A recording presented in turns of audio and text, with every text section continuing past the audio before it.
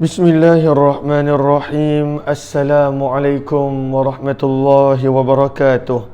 Bismillah, alhamdulillah, wassalatu wassalamu ala habibillah Sayyidina Muhammad ibn Abdillah wa ala alihi wa sahbihi wa man walah. Allahumma rabbi syrah lana sudurana wa yassir lana umurana wahlul 'uqdatam min alsinatina yafqahu aqwalana. Allahumma faqqihna fid din wa 'allimna at-ta'wil. Allahumma alhimna marashida umurina wa a'idna min shururi anfusina birahmatika ya rabbal alamin. Walhamdulillahi rabbil alamin. Ahlan kepada sahabat-sahabat semua, sabahun nur, sabahul khair. Selamat pagi, salam pertemuan dalam pertemuan Hayati Quran bersama dengan saya Umar Aziz. Kita berharap moga-moga pertemuan ini adalah pertemuan yang menjadikan kita semakin dekat dengan kalamullah, agar kita dapat mengambil pengajaran dan juga ibrah daripada kalamullah. Dan moga-moga kalamullah berada dalam kehidupan seharian setiap daripada kita. Amin ya rabbal alamin.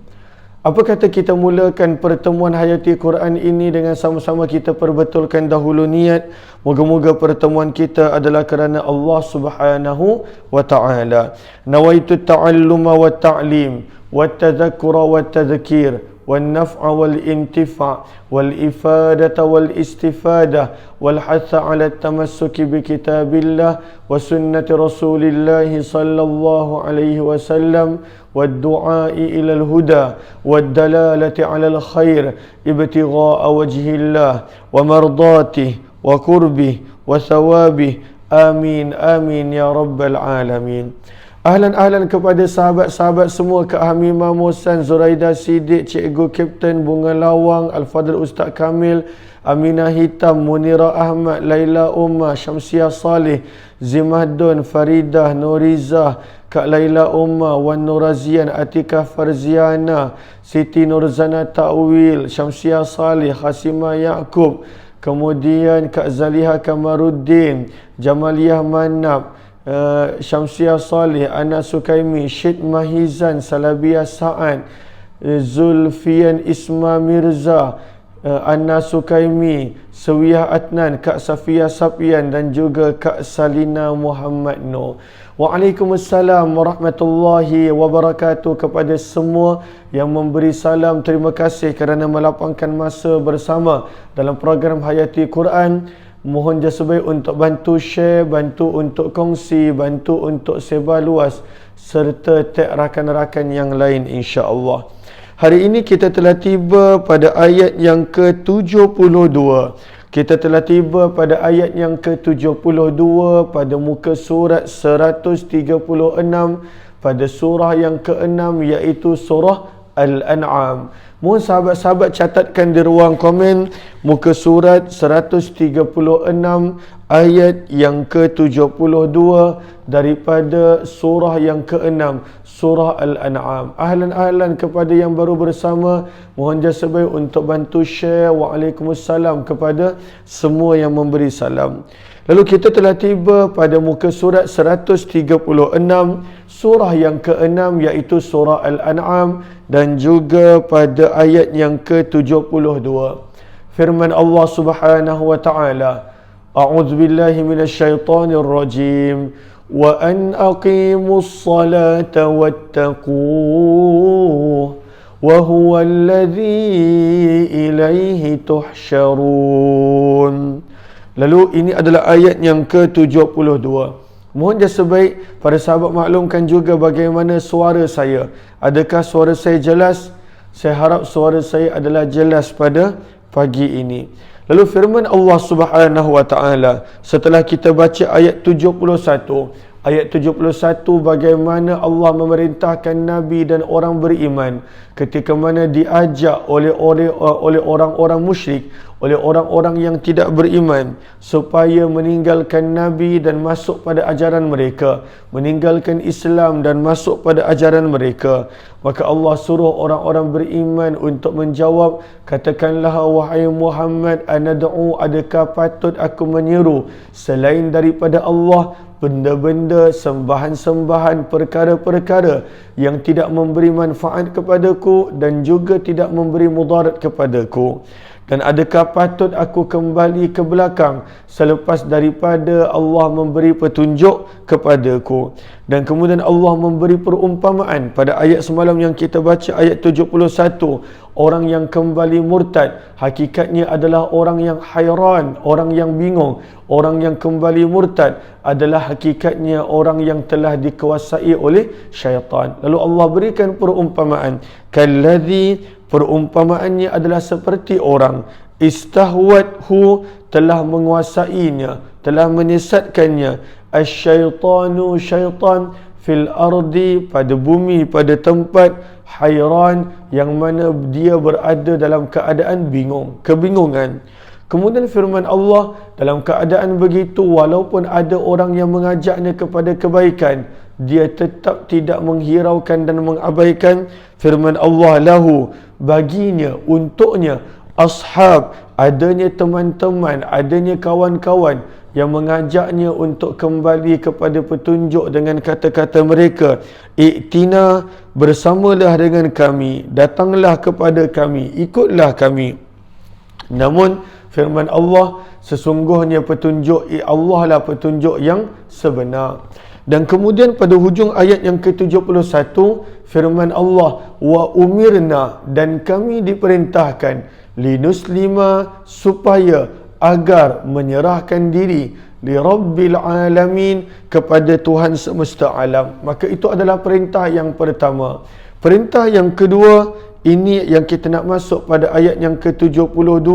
Firman Allah pada ayat yang ke-72, wa'an, dan agar, wa dan, an, bahawa ataupun agar, aqimu, kamu mendirikan, as-salata, salat.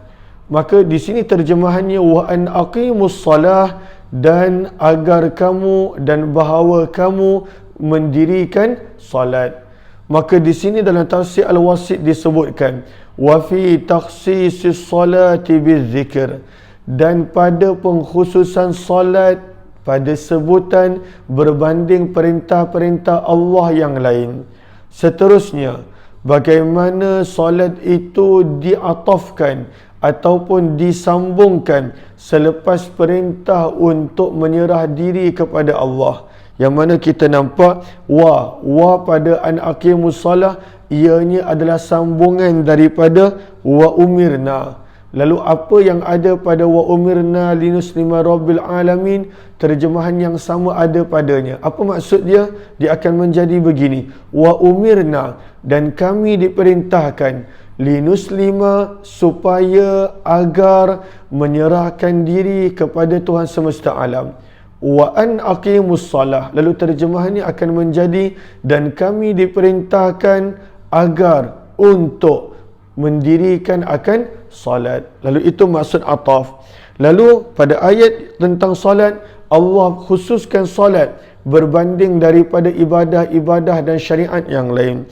Yang kedua, Allah Subhanahu wa taala atafkan, Allah kembalikan perintah salat itu kepada selepas daripada perintah supaya manusia itu memperhambakan diri kepada Allah Subhanahu wa taala. Dan yang ketiganya, wa qaranaha bil amri bittaqwa, bagaimana Allah susulkan, Allah bawakan selepas daripada perintah salat, perintah untuk bertakwa. Maka ketiga-tiga ini, iaitu bagaimana Allah Subhanahu wa taala mengkhususkan penyebutan solat berbanding daripada ibadah yang lain. Yang kedua, diatafkan pada ayat ini solat itu selepas daripada perintah menyerahkan diri kepada Allah. Dan yang ketiga, dibawakan selepas daripada salat itu perintah untuk bertakwa. Maka dalam tafsir Al-Wasit menyebut, dalilun, tiga ini menunjukkan, menjadi dalil bahawa betapa pentingnya salat. Maka Allah bawakan salat selepas daripada perintah untuk menyerah diri kepada Allah, sebagai satu pengajaran untuk kita, orang-orang yang benar-benar berserah diri kepada Allah, orang-orang yang benar-benar Islam maksudnya berserah diri kepada Allah, orang-orang yang benar-benar berserah diri kepada Allah, antara sifatnya adalah wa an aqimus salah, iaitu orang yang mendirikan salat, orang yang menjaga salat. Al-Quran tidak menyebut perintah untuk salat, tetapi aqimus salah, dirikanlah kamu akan salat. Maka itu pengajaran yang pertama, bahawa dibawakan perintah salat selepas daripada perintah linuslima li rabbil alamin. Kamu ataupun kami diperintahkan untuk menyerahkan diri, menunjukkan antara sifat-sifat orang yang menyerah diri kepada Allah adalah orang yang menjaga, mendiri dan juga memelihara akan salat. Maka itu pengajaran pertama. Lalu kadang-kala kita kata kita ni hamba, tetapi bagaimana mungkin kalaulah kita tidak menjaga salat kita, kalaulah pada waktu itu kita mengabaikan salat kita. Maka dibawakan salat selepas daripada perintah untuk menyerahkan diri kepada Allah, menunjukkan antara sifat orang-orang yang Islam, yang menyerah diri kepada Allah adalah mereka ini orang yang menjaga solat. Selepas daripada itu, pengajaran yang kedua yang kita nampak adalah pada perkataan aqimu. Pada perkataan aqimu, yang mana pada perkataan aqimu terjemahannya adalah mendirikan, ataupun ianya membawa makna menjaga. Maka daripada sinilah kita nampak bagaimana solat itu bukanlah sekadar solat, tetapi solat itu perlu didirikan, perlu diambil berat, perlu dijaga daripada setiap rukunnya, daripada segala syaratnya, daripada segala perkara yang berkaitan dengan dia. Maka sebab itulah Allah tidak menyebut wa an sallu ataupun hendaklah kamu salat. Tidak, tetapi Allah bawakan perkataan wa an aqimu, dan hendaklah kamu mendirikan. Iqamah maksudnya mendirikan, yang mana memberi makna menjaga, memelihara. Maka daripada sini kita nampak ada orang yang mana dia solat sekadar solat, tetapi sebenarnya yang disukai oleh Allah adalah orang yang mengambil berat tentang solat. Dia mengambil berat daripada segala apa yang berkaitan dengan solat, daripada mungkin sebelum solat wuduknya, daripada mungkin sebelum itu dengan istinjaknya, semua diambil berat. Maka daripada sini kita nampak perkataan aqimu adalah perintah Allah untuk kita mendirikan solat, menjaga solat dan juga memelihara akan solat.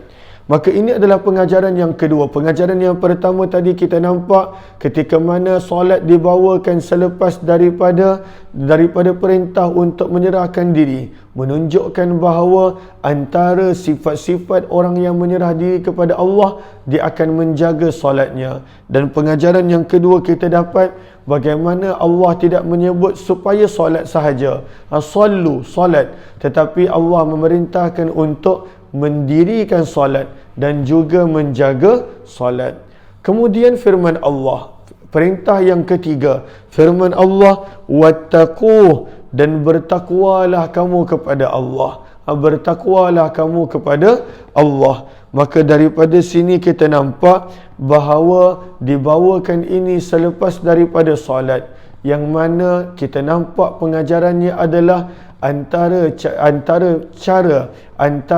jalan untuk seseorang itu boleh beroleh takwa adalah melalui dengan solat, adalah melalui dengan solat. Maka daripada sini kita nampak pentingnya solat. Seterusnya firman Allah Subhanahu wa taala pada hujung ayat yang ke-72, ketika mana Allah telah memerintahkan perintah yang pertama untuk menyerahkan diri pada Allah. Allah memerintahkan perintah yang kedua untuk mendiri dan menjaga solat. Allah perintahkan perintah yang ketiga untuk bertakwa kepada Allah Subhanahu wa taala. Maka selepas itu firman Allah Subhanahu wa taala pada perkataan berikutnya, wa huwa, dan dialah, iaitu Allah, allazi, zat yang, ilaihi, hanya kepadanya, hanya kepada Allah, tuhsyarun, kamu akan dikumpulkan. Wa huwa allazi ilaihi tuhsyarun, dan hanya kepadanya tuhsyarun, kamu akan dikumpulkan. Maka di sini dalam tafsir Al-Wasit menyebut, dibawakan di hujung ayat perkataan ini, dan hanya kepada Allah kamu kelak akan dikumpulkan. Maka nak menunjukkan kepada apa? Betapa pentingnya kamu mengambil berat tentang 3 perintah tadi.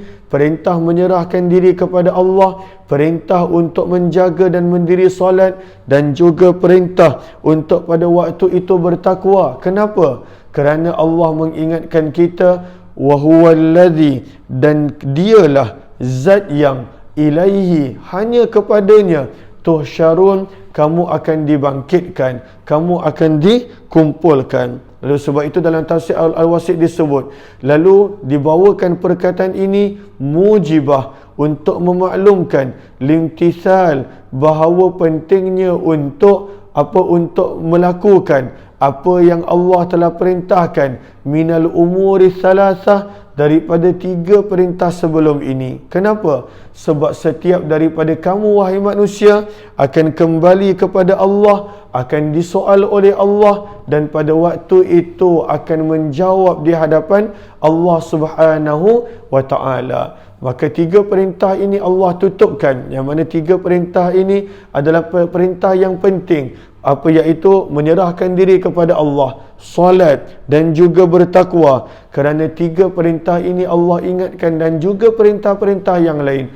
Wa huwallazi ilaihi tusyarun, tak ada tempat lain yang manusia boleh pergi. Manusia itu apa jua keadaan dia tetap akan dikembalikan kepada Allah Subhanahu wa taala. Lalu akan ditanya sama ada dia menyerah diri kepada Allah ketika mana di dunia ataupun tidak. Ketika mana di dunia adakah dia solat ataupun tidak. Ketika mana di dunia adakah dia berusaha untuk bertakwa ataupun tidak. Maka firman Allah Subhanahu wa taala, wa huwallazi, dan kepada dialah, ilaihi, kepadanya lah, tuhsyarun, kamu akan dikembalikan kepada Allah Subhanahu wa taala. Seterusnya firman Allah pada ayat yang ke-73, Allah Subhanahu wa taala pada ayat yang ke-73 menerangkan tentang kudrahnya, menerangkan tentang kekuasaannya, dan menerangkan tentang sempurnanya ilmunya. Firman Allah Subhanahu wa taala pada ayat yang ke-73, wa huwa, dan dialah, dan dialah, iaitu Allah, allazi, zat yang, khalaqa, telah menciptakan, as-samawat, langit-langit, iaitu 7 petala langit, wal ard, dan juga bumi, bil haq, dengan kebenaran.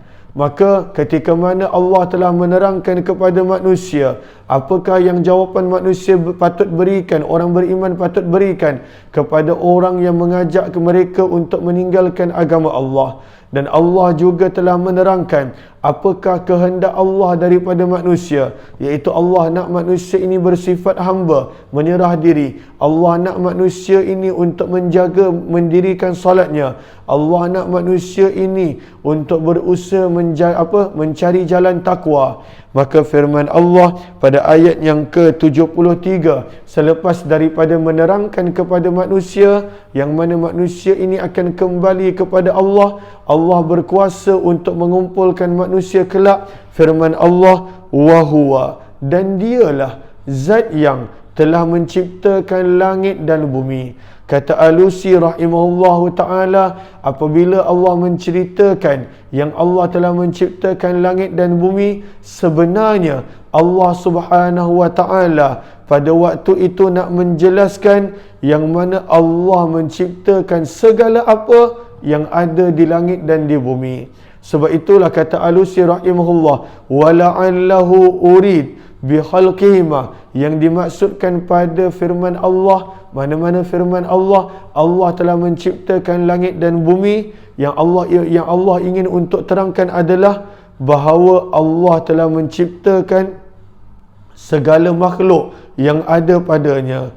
Wala'allahu urida bi khalqihima khalqu ma fihima. Lalu bila Allah sebut Allah telah menciptakan langit dan bumi, maksudnya adalah Allah nak kita tahu Allah juga menciptakan apa yang ada di langit dan bumi. Itu kudrahnya Allah, sempurnanya kekuatan Allah subhanahu wa ta'ala. Lalu bila Allah sebut begitu, dan Allah telah menciptakan langit dan bumi, itu semua orang tahu sebagai peringatan kepada manusia, apa-apa yang ada di langit, apa-apa yang ada di bumi, semuanya adalah ciptaan Allah subhanahu wa ta'ala. Dan Allah telah menciptakan semuanya bil haq, dengan kebenaran, dengan hak, dengan kebenaran.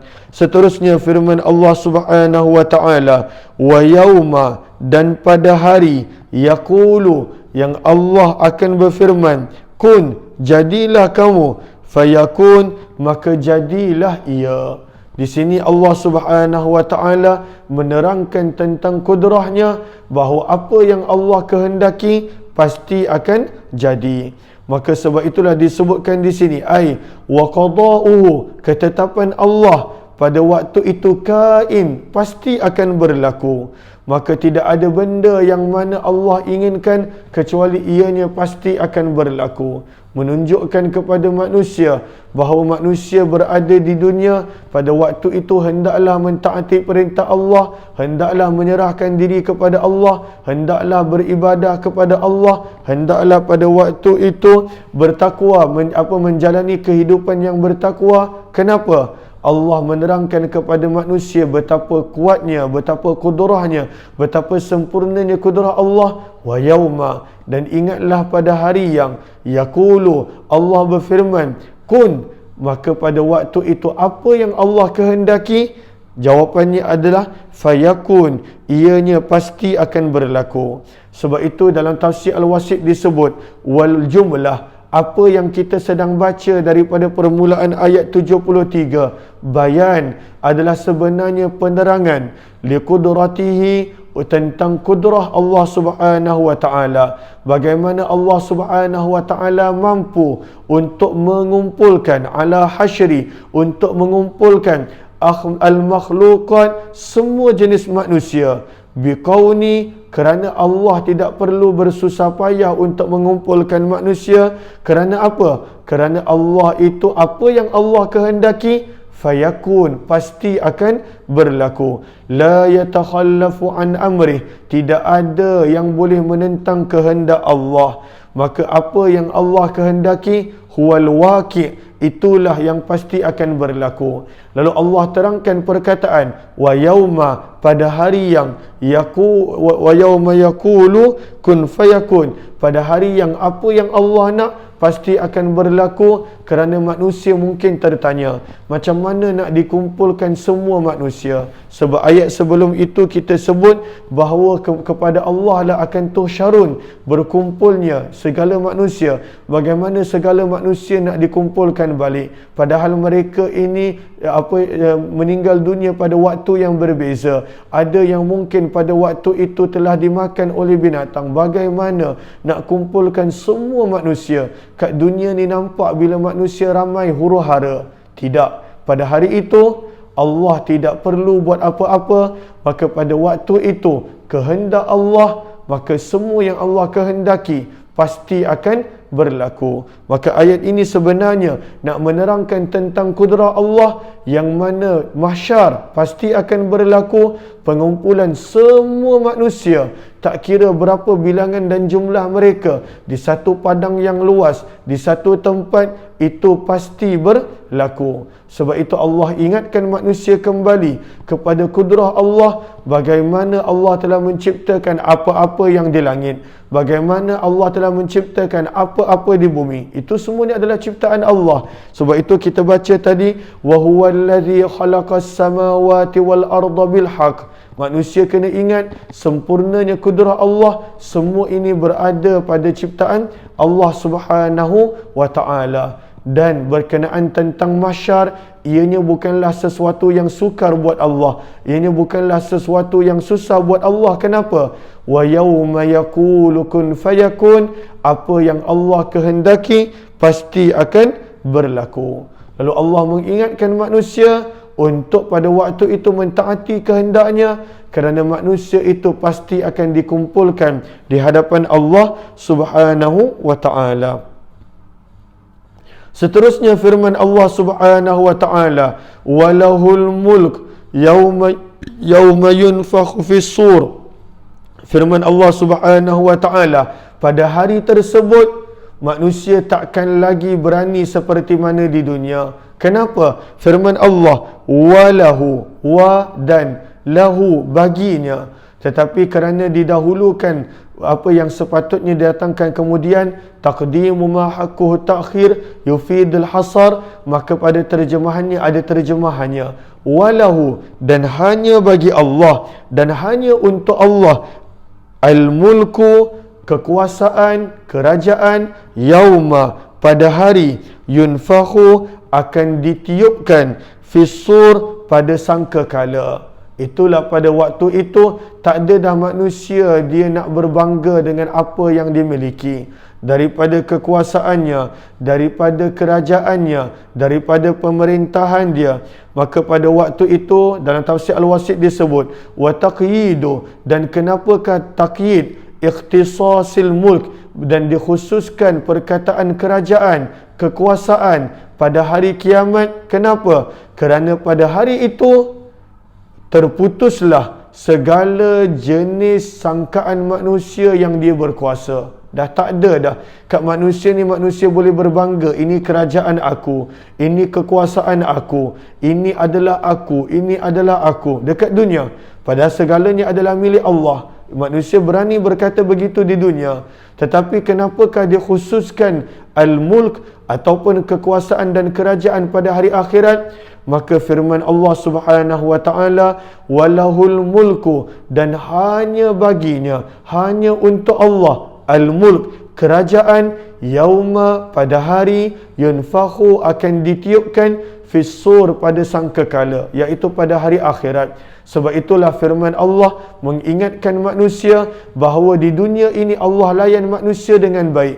Ar-Rahman, Ar-Rahim. Allah layan manusia. Dalam surah Al-Fatihah Allah sebutkan, Allah layan manusia di dunia ini. Allah itu maha pengasih, Allah itu maha penyayang. Manusia buat silap, Allah beri peluang. Manusia buat silap, bertaubat, Allah terima taubatnya. Itu di dunia.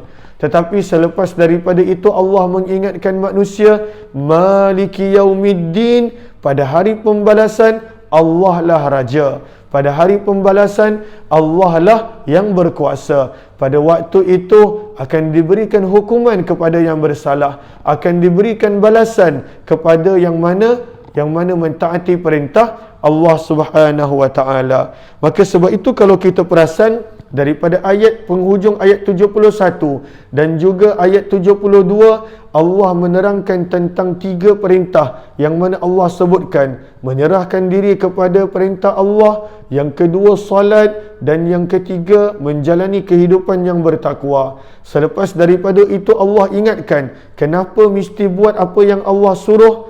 Kerana kamu akan berhadapan dengan Allah. Dan jangan ingat pada waktu itu Allah akan layan kamu seperti mana di dunia. pengasihnya Allah, tak apa. Allah itu maha pengasih, Allah itu maha penyayang. Manusia akan tergamam ketika mana berhadapan di hadapan Allah kelak. Lalu Allah ingatkan manusia bahawa bukanlah sukar untuk Allah mengumpulkan manusia, kerana langit dan bumi dan segala apa yang ada itu adalah ciptaan Allah. Wa huwallazi khalaqas samawati wal arda bil haqq. Dan kemudian Allah ingatkan apa yang Allah nak pasti berlaku. Wa yauma yaqulu kun fayakun, qauluhul haq. Dan kemudian firman Allah, walahul mulku yauma yunfakhu fis sur. Kena ingat bila berhadapan dengan Allah, maka pada waktu itu di hari akhirat Allah adalah raja dan Allah akan melayan manusia sebagaimana seorang raja kepada apa benda yang dimilikinya. Pada waktu itu tidak ada lagi pada waktu itu seperti mana layanan di dunia, buat salah dipermudahkan, buat salah diberi peluang, buat salah diberi peluang, yang salah akan dijatuhkan hukuman, yang melakukan kebaikan akan diberikan balasan. Illa masya Allah, kecualilah sesiapa yang Allah kehendaki untuk Allah ampun dan juga untuk Allah maafkan. Saya tertinggal terjemahan qauluhul haq, ketetapan Allah itu adalah yang benar, perkataan Allah itu adalah yang benar.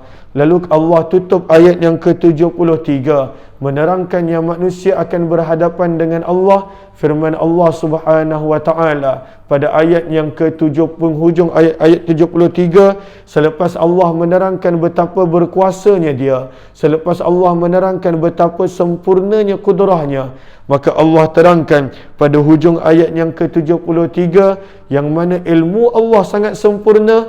Firman Allah Subhanahu wa taala, thumma, kemudian, khatamatil ayah, ditutup ayat 73 ini, bima yadullu, terhadap apa yang menunjukkan, ala si'ati ilmillah, di atas luasnya ilmu Allah Subhanahu wa taala. Maka apa firman Allah pada hujung ayat yang ke-73, selepas kita lihat betapa sempurnanya kekuasaan Allah, kudrah Allah, segala apa yang ada di bumi dan di langit semuanya milik Allah. Apa yang Allah nak berlaku pasti berlaku, dan bagaimana Allah adalah raja pada hari ditiupnya sangkakala. Firman Allah, alim, Allah itu maha mengetahui, al-ghaib, perkara yang ghaib daripada pengetahuan manusia, wasyahadah, dan perkara yang kelihatan pada manusia.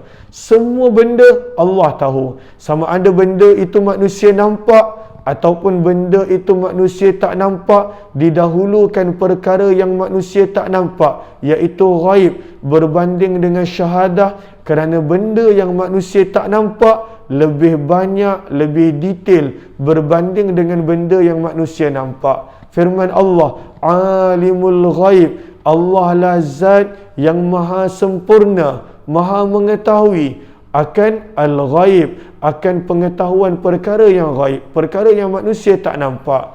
Dan juga wasyahadah, Allah lah zat yang mengetahui tentang apa jua benda yang manusia nampak. Dan didahulukan perkara yang ghaib, kerana sebenarnya perkara yang ghaib, perkara yang manusia tak nampak, itu adalah lebih banyak daripada benda yang manusia nampak. Itu sempurnanya ilmu Allah. Apa jua yang berlaku, apa jua yang bakal berlaku, apa jua yang telah berlaku, sama ada manusia nampak ataupun tak nampak, alim, Allah lah zat yang maha mengetahui, al-ghaib, perkara yang tidak manusia nampak, wasyahadah, dan apa jua yang manusia nampak, semuanya Allah tahu. Lalu sebab itulah ketika mana Allah itu sempurnanya kudrahnya, Allah itu sempurnanya pengetahuannya, maka ditutupkan ayat 73 ini dengan memberi pemahaman kepada manusia.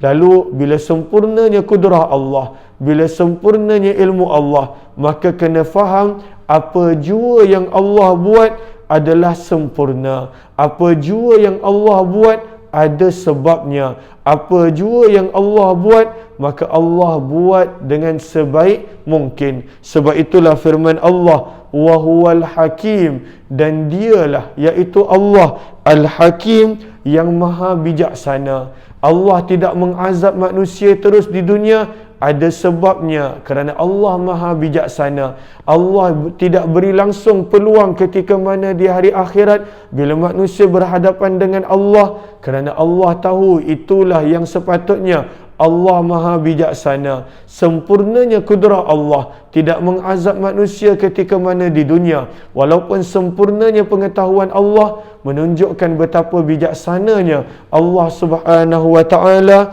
Dan Allah ingatkan di hujung ayat, Al-Khabir, yang mana pengetahuan Allah meliputi segala-galanya. Al-Khabir terjemahannya adalah maha mengetahui.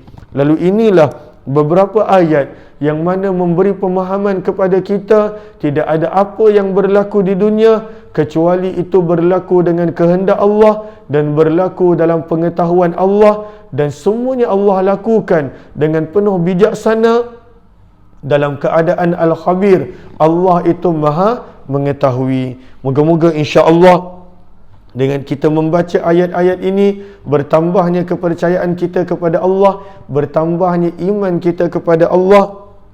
Amin ya rabbal alamin. InsyaAllah esok kita akan mula masuk pada muka surat yang baru tentang kisah Nabi Allah Ibrahim alaihi salatu wassalam. Moga-moga bermanfaat insya-Allah. Saya harap penerangan saya adalah membantu. Saya harap penerangan saya bukanlah menjadikan sahabat-sahabat lebih pening ataupun bagaimana. Moga-moga penerangan ini sedikit sebanyak memberi pemahaman kepada kita tentang cara susunan ayat-ayat Allah, tentang peringatan yang ada pada ayat-ayat Allah, dan bagaimana pada waktu itu menjadikan kita seperti mana ayat 71 menyebut, linuslima lirabbil alamin, orang yang menjadi hamba, orang yang berserah diri kepada Allah, menjadikan kita orang yang mendiri dan menjagakan solat, dan menjadikan kita orang yang mana mencari akan jalan takwa, kerana kita kena ingat wa ilaihi tusyarun, kita akan dihadapkan, dikumpulkan di hadapan Allah, tak ada tempat yang lain. Dan jangan ingat bahawa Allah tidak menghukum manusia di dunia kerana Allah tidak mampu. Al-iyazubillah, tidak begitu. Allah tidak menghukum manusia di dunia kerana pada waktu itu Allah tak tahu. Al-iyazubillah, kerana alimul ghaibi wasyahadah, Allah maha sempurna pengetahuan Allah. Tetapi apa yang berlaku di dunia, walaupun begitu banyak maksiat yang kita lakukan yang kita tak bertaubat, kerana Allah itu maha bijaksana, namun dalam masa yang sama Allah itu khabir, maha mengetahui. Allah memberi peluang manusia di dunia, tetapi akan berbeza cara layanan Allah kepada kita ketika mana kita dikumpulkan di hadapan Allah Subhanahu wa taala kelak. Kita akan baca esok muka surat yang baru, ayat yang baru dengan izin Allah. Terima kasih kepada semua. Lalu kepada yang kali pertama join, jemput untuk join grup Telegram Kuliah UMAR, Kuliah Umar Aziz. Untuk yang kali pertama join, kita jumpa pada pertemuan yang lain. Terima kasih semua. Wabillahi taufiq wal hidayah. Assalamualaikum warahmatullahi wabarakatuh. Jazakumullahu khairan. Terima kasih semua.